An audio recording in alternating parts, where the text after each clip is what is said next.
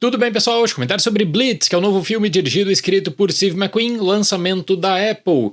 Teve rodagem inicial no Festival de Londres, em alguns países até conseguiu distribuição cinematográfica e entra no catálogo Apple TV Plus no dia 22 de novembro. O McQueen já falou várias vezes que tem muito interesse na história da Segunda Guerra Mundial, é um grande pesquisador, gosta também de tomar conta de novas produções e no ano passado, inclusive, lançou Occupy City, que eu achei um bom projeto. Eu sempre falo aqui no canal que hoje em dia, para filme histórico, inclusive filmes sobre a Segunda Guerra Mundial, que é um tema que sempre acabou sendo discutido no cinema, é complicado bancar uma produção até mesmo pensando na viabilidade comercial. Então, se não é Apple, Netflix ou Amazon, tentar colocar esse filme no cinema se torna praticamente impossível, especialmente se você levar em conta as produtoras tradicionais. A Apple vem com esse investimento, só que aí eu preciso pontuar também que, diferentemente de dois filmes da temporada passada, Napoleão do Ridley Scott e Assassinos da Lua das Flores do Scorsese, Blitz acabou tendo bem menos relevância no que diz respeito à janela de exclusividade.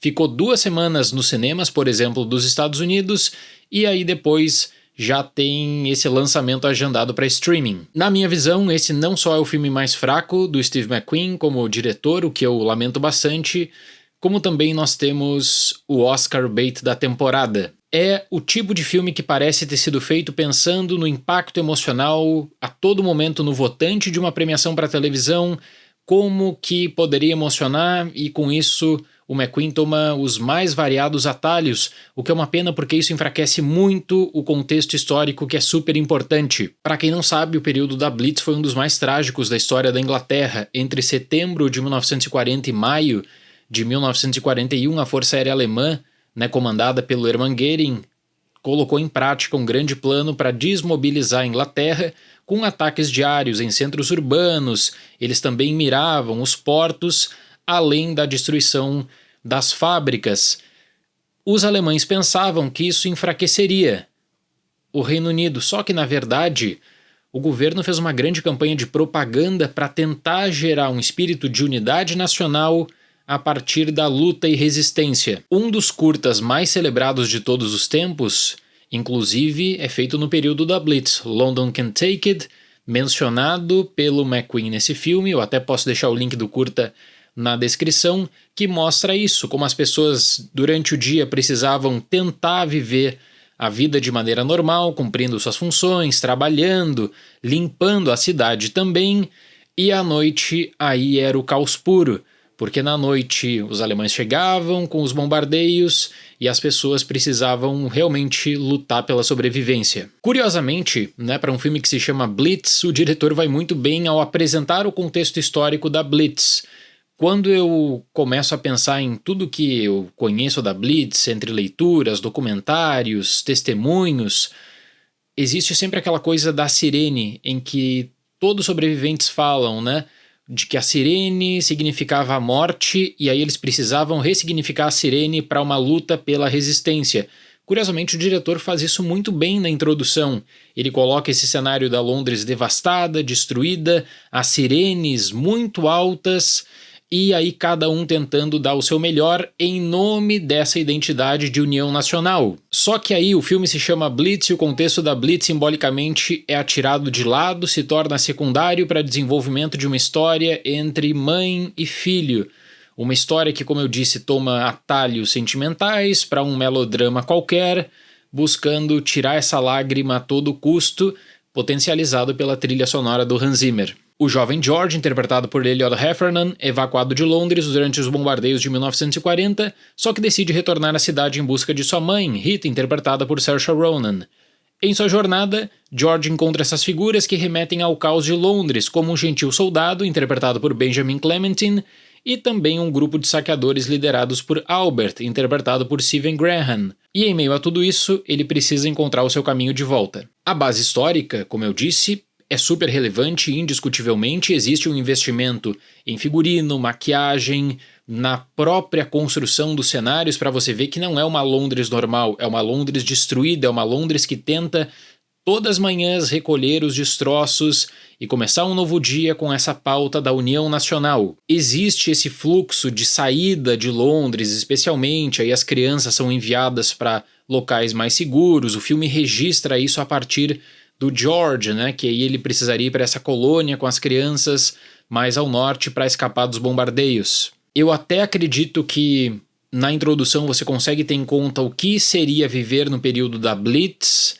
a manhã de tentar viver normalmente, claro, na medida do possível, e a noite de buscar abrigo. Eu gosto de como o diretor ele traz micro-histórias e compõe essa narrativa no começo a partir, por exemplo, do caso de onde é que você vai se esconder durante os bombardeios. As pessoas inicialmente clamavam pela abertura ali das estações de metrô, que não seriam usadas.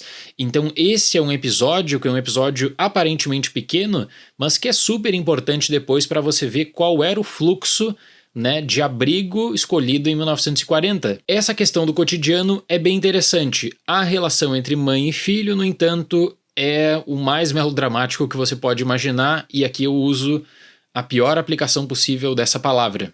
Porque o cenário da Blitz se torna meramente decorativo para essas duas figuras que estão afastadas e que podem ter algum dia essa possibilidade do reencontro. Então tudo fica depositado na condução da criança, e eu até acredito que o ator mirim faz o máximo possível. Só que frequentemente cai naquela repetição de testemunhar algo chocante, tem que continuar a vida, tem que seguir com as coisas. A Rita trabalha durante o dia, ela quer se reencontrar com o seu filho, e eu só não vou falar que a Saoirse Ronan não foi bem utilizada. Ela tem uma figura que inicialmente parece ter destaque, depois você vê que é a criança que é o foco do Steve McQueen, mas aí eu penso assim, a forma como Harris Dickinson foi aproveitado nesse filme é simplesmente inexplicável.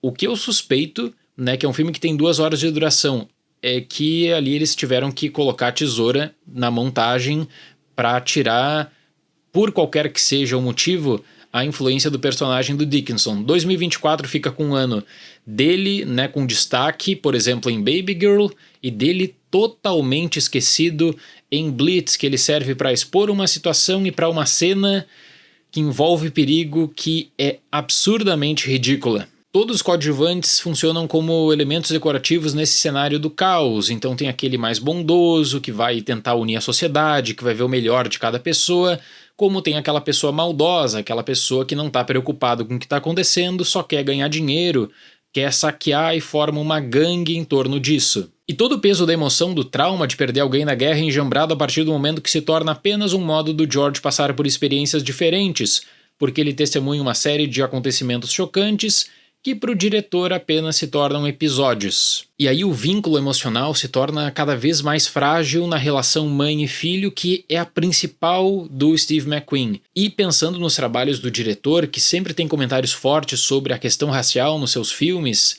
né, e nos trabalhos que ele faz no geral, esse aqui eu senti que foi o projeto em que isso foi inserido de maneira mais apressada, para dizer o mínimo. Existem diálogos expositivos para mostrar que existia racismo nos anos 40 e que essa ideia da união da sociedade, da resistência coletiva, era uma ideia que poderia ser aplicada a certo momento, só que ainda assim estava cultuada em uma rede de preconceitos. Eu não consigo tirar da minha cabeça que o protagonismo infantil aqui mira no que o Spielberg fez com o personagem do Christian Bale em Império do Sol, só que ali você tem um amadurecimento forçado, os horrores.